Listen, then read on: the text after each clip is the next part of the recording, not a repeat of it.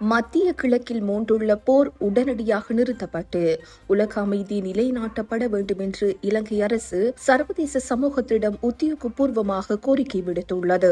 அரசாங்க தகவல் திணைக்களத்தில் நேற்று நடைபெற்ற விசேட ஊடகவியலாளர் சந்திப்பில் கலந்து கொண்டு கருத்து வெளியிட்ட அமைச்சரவை பேச்சாளர் அமைச்சர் நலிந்த ஜேதிச இலங்கையின் இந்த தீர்க்கமான நிலைப்பாட்டை அறிவித்தார். அவர் வெளியிட்ட முக்கிய கருத்துக்களாக, எந்த இடத்தில் நடந்தாலும் எவர் நடத்தினாலும் போரை ஒருபோதும் அனுமதிக்க முடியாது என்பது இந்த அரசின் கொள்கை. போரால் விளைவது உயிரிழப்புகளும் சொத்து சேதங்களும் மாத்திரமே.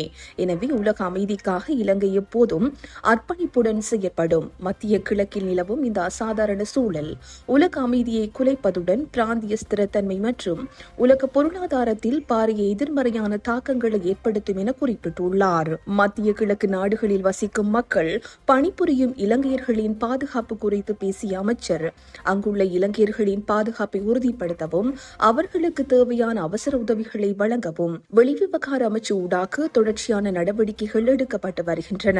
இலங்கைக்கு வருகை தந்துள்ள சுற்றுலா பயணிகளின் பாதுகாப்பு குறித்தும் அரசு விசேட கவனம் செலுத்தியுள்ளதுடன் அதற்கான பாதுகாப்பு ஏற்பாடுகள் பலப்படுத்தப்பட்டுள்ளன. உலக நாடுகளுக்கு இடையிலான மோதல்கள் ராஜதந்திர ரீதியில் தீர்க்கப்பட வேண்டும் என்பதை இலங்கை விரும்புகிறது என்றும் குறிப்பிட்டுள்ளார்.